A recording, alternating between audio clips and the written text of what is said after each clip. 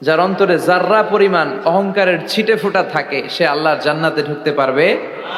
আল্লাহর জান্নাতে ঢুকবে বিনয়ীরা। কারা?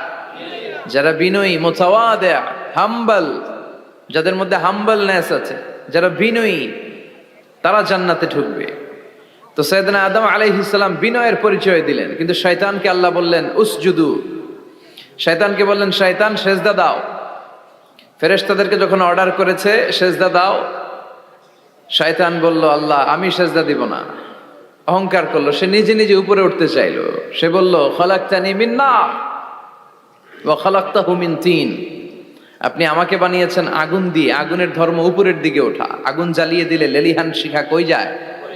উপরে যায়। ওয়া খলাকতাহু মিন তিন। আর আদমকে বানিয়েছেন আপনি মাটি থেকে, তা আমি কেন সেজদা দিব? আদমই না আমারে দিবে। আল্লাহ শয়তানকে চির জাহান্নামী বানিয়ে দিল। চিল্লায় বলেন ঠিক কিনা?